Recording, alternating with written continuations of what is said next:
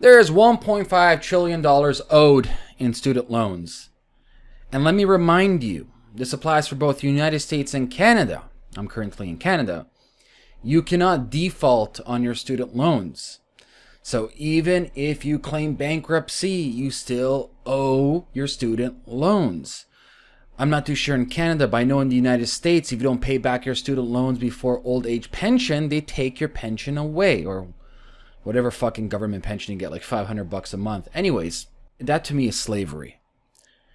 Now, the question then becomes, for everybody who is in the position of going to college or university, should he go?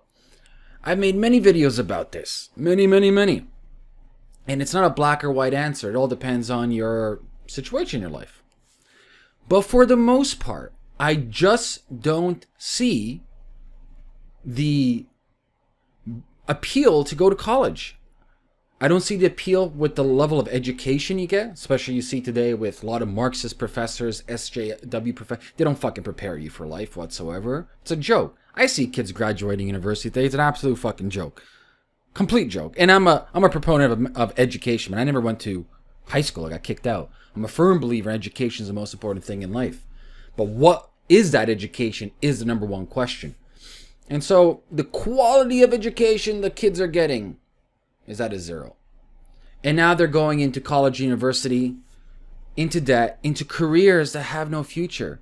I really think parents don't understand the speed that the economy and society is evolving at. The feedback loop between what happens on the marketplace to what they teach in the classroom is probably like a 5 to 6 year lag.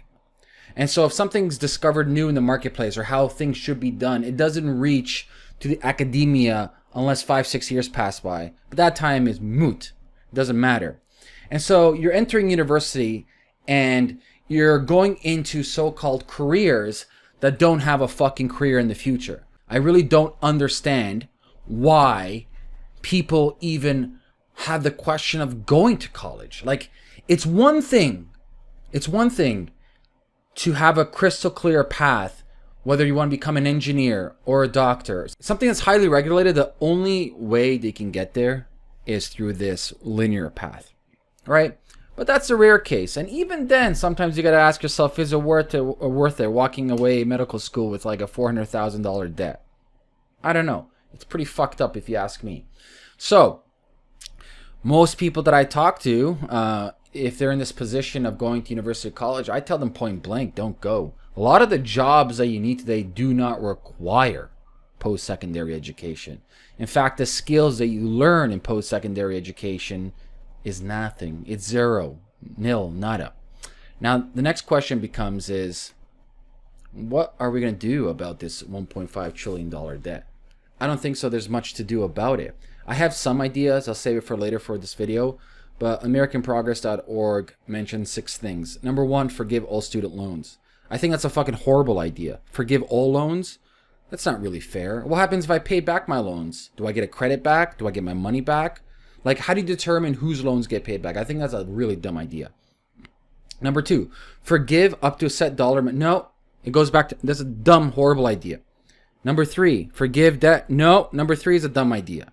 Reform repayments? No, dumb idea. Change repayment options? It's number 5. Number 6, student loan. These are fucking horrible ideas. I'll tell you what works. Number 1, not to have guaranteed fucking loans from the government. The government should not be in post-secondary education. Period. The only reason why these colleges, universities are giving out these fucking tuitions is because they're guaranteed by the fucking government. That's why there's no bankruptcy. Guaranteed by the government. Okay, that's number 1.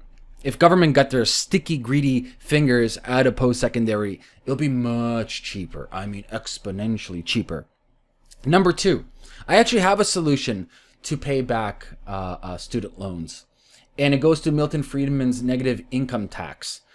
And this can be applied to universal basic income. In fact, it's a way better form of universal basic income than them just giving you money. So, first of all, like I said, I don't recommend most post-secondary university. You learn shit. You walk out of school on average like $40,000, $50,000 in debt, and you're fucked. And you're probably going to get a job only that pays you $40,000, $50,000. And you could have got that anyways by just learning real-world skills, communication, empathy, sales, Like, fuck, man. Everything I learned online or through books or through fucking experience.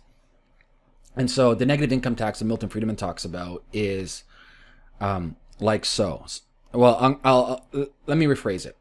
I'm reapplying the idea of Milton Friedman's negative income tax into repaying your student loans if you decide to go to post-secondary. And so let's say you go to post-secondary, you walk away with $50K in debt, and you get a job of $40K. Okay. So basically what happens is this. On the $40,000 salary that you earn, obviously you're paying income tax. Now, a great incentive model to get people to work harder, to work smarter, and to give back to the economy. More productive a person is, the better the GDP of the nation is. This is the whole point of fucking school. I think people really forget that. The whole point of school is to educate yourself so you can get a good salary, so the salary can join the market force, and the market force can bring up the GDP of a nation. The bigger the GDP, the better it is for everybody. Okay, so let's say out of that $40K that you're earning as a salary, there's you get income tax. And this depends on which state and country you are in. So let's say you get an income tax of you owe $3K, let's say hypothetically.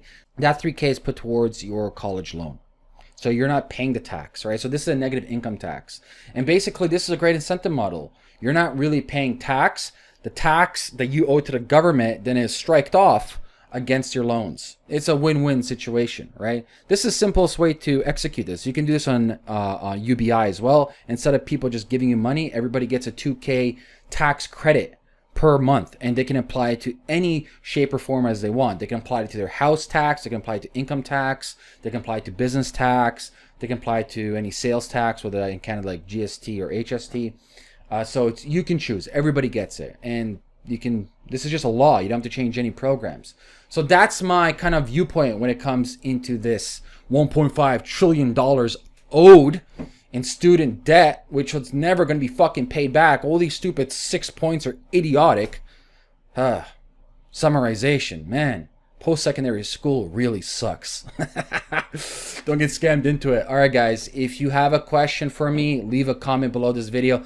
I'm going to be doing more of these, recapping certain things on the tech startup scene, a little bit of psychedelics, and more and more getting into like college stuff. I have a lot of young audiences, and this question is repetitive, and hopefully this video helps. Talk to you guys soon. Peace.